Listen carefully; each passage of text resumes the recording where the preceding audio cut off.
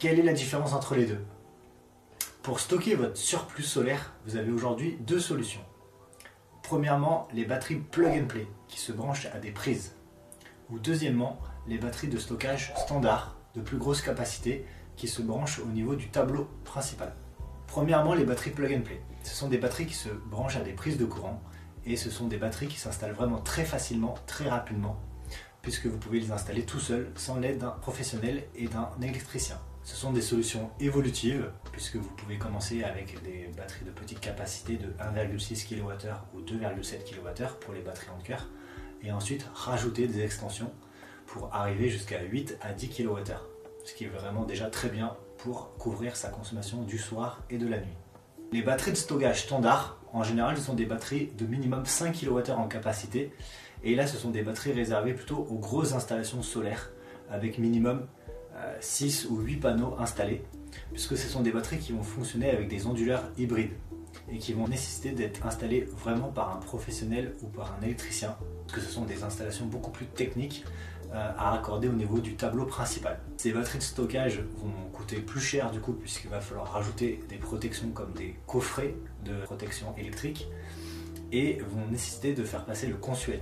En effet, pour des batteries de stockage standard de 5, 10 kWh ou 15 kWh de plus grosse capacité qui s'installent au niveau du tableau, il vous faudra avoir une attestation consuelle pour du stockage d'électricité solaire. Pour toutes les batteries solaires, que ce soit des batteries plug and play ou des batteries de stockage standard, une question qui revient souvent, c'est comment la batterie sait quand elle doit se décharger ou se charger avec le surplus solaire.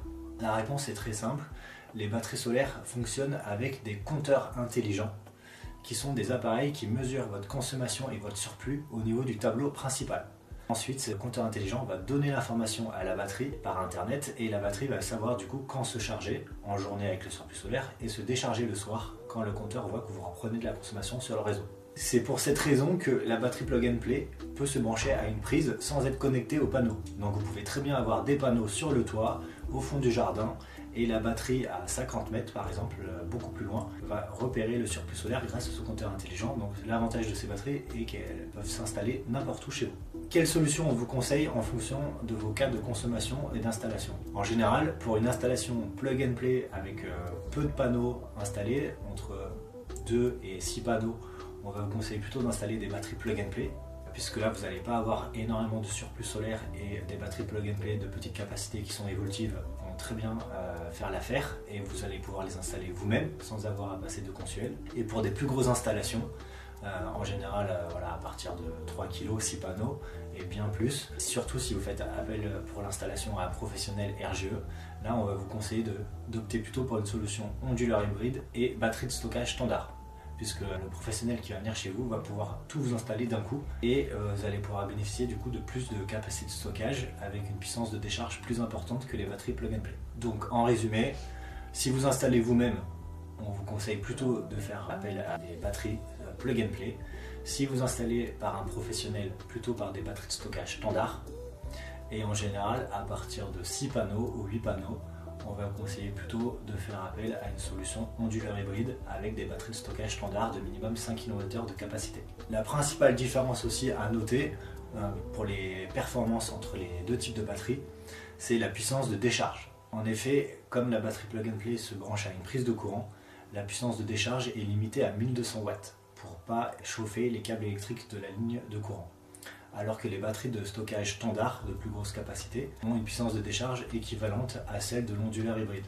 Donc si vous avez une batterie de 5 kWh avec une batterie de stockage standard et que vous avez un onduleur hybride de 5 kVA en puissance de sortie, la batterie va pouvoir se décharger très vite, au moins de 3 à 5 kVA. Donc la puissance de décharge, si vous avez besoin d'une grosse puissance de décharge, par exemple si vous voulez charger une voiture électrique la nuit, optez plutôt pour des batteries de stockage standard avec onduleur hybride.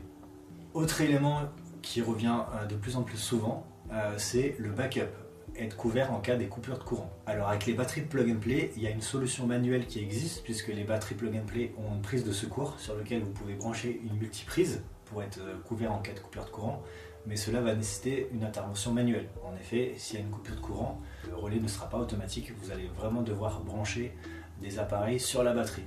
Et donc l'opération se fera manuellement. Alors qu'avec des batteries de stockage standard et des onduleurs hybrides, ce mode backup va être activé avec une installation qui va être un peu plus coûteuse au départ puisqu'il va falloir rajouter des coffrets de protection backup qui coûtent assez cher, entre 500 et 1000 euros. Mais du coup le switch va se faire automatiquement. Donc si vous êtes dans une région où vous avez beaucoup de coupures de courant, ou si vous voulez vraiment être couvert en cas de coupure de courant et que le switch se fasse automatiquement, on va vous conseiller plutôt de faire appel à des solutions de onduleurs hybrides et des batteries de stockage standard raccordées au tableau.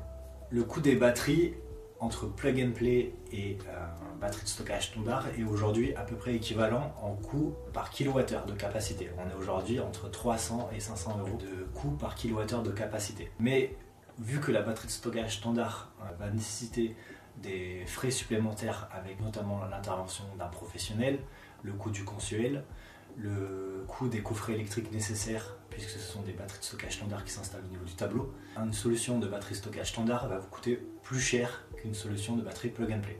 Les batteries plug and play sont aussi évolutifs, donc vous allez pouvoir commencer vraiment petit en capacité et faire évoluer. Donc on va dire que si vous cherchez vraiment de la rentabilité et le retour sur investissement le plus rapide, prenez surtout des batteries plug and play. Et si vous voulez vraiment chercher plutôt la performance et être couvert en cas de coupure de courant et des puissances de décharge plus importantes, on va vous conseiller plutôt de partir sur des batteries de stockage standard. Mais en général aujourd'hui, avec les coûts d'électricité en France, les batteries s'amortissent entre 7 et 10 ans selon votre niveau de surplus solaire. Une question qui revient souvent aussi, c'est quelle capacité de batterie dois-je avoir pour mon foyer et ma consommation électrique? Il y a deux éléments qui peuvent rentrer en compte. D'une part, regardez quelle est sa consommation électrique à partir de 19h jusqu'à 7h du matin. Et regardez en moyenne sur l'année combien de kilowattheures vous consommez.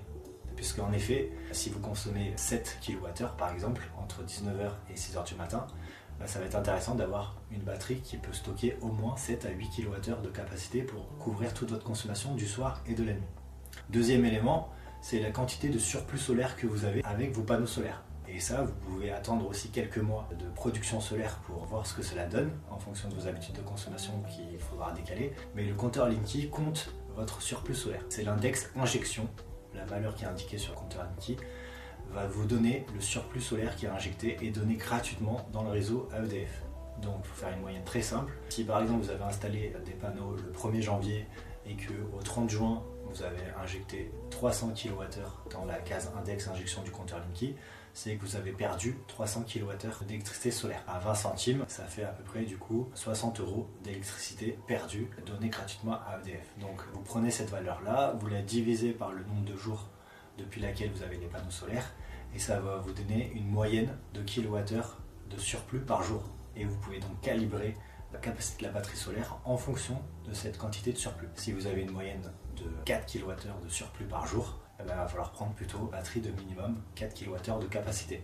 Donc voilà, vous pouvez faire vraiment l'équilibre entre la moyenne de surplus par jour à l'année, votre consommation du soir jusqu'au début de la matinée pour calibrer la batterie, mais sachant que la plupart des batteries sont évolutives. En général, on vous conseille de commencer vraiment plutôt avec une batterie de minimum 2,7 kWh de capacité. 5 suffisent en général pour le soir et la nuit si vous avez une petite consommation électrique. Et pour un foyer, en général, on ne va pas excéder 15 kWh de capacité pour une maison. Une dernière question qui revient souvent, c'est est-ce que c'est dangereux d'avoir des batteries chez soi? Premièrement, il faut savoir que les batteries qu'on propose chez Sonetic sont les batteries vraiment des meilleures marques mondiales. Que ce soit Anker pour les batteries plug and play, Fronius pour les batteries de stockage standard ou Sungrow ou les autres marques que nous avons sélectionnées, ce sont que des marques reconnues et très fiables en matière de sécurité. Ensuite, ce sont une technologie LFP, lithium fer phosphate, qui est vraiment aujourd'hui la technologie de batterie la plus sûre et la moins sensible au risque d'incendie. D'autre part, ces batteries peuvent être installées à l'extérieur, donc si vous avez vraiment peur que la batterie prenne feu chez vous, le risque zéro n'existe pas, mais le risque est vraiment infime, vous pouvez aussi installer la batterie dans un local annexe ou même à l'extérieur à l'abri de la pluie. Les batteries sont IP67, donc vous pouvez garder les batteries à l'extérieur, elles résistent à des plages de température assez larges, donc vous pouvez aussi stocker les batteries en extérieur à l'abri de la pluie. Un dernier élément, une innovation qui commence à arriver sur le marché, les batteries vont intégrer maintenant un extincteur intégré, et donc quand la batterie va prendre feu, un extincteur intégré va prendre tout de suite le relais et éteindre l'incendie sur la batterie. Donc n'hésitez pas, en tout cas, si vous avez des questions sur les batteries, à faire appel à nos conseillers chez Sonetic. On aura le plaisir de regarder tout ça avec vous et de vous conseiller.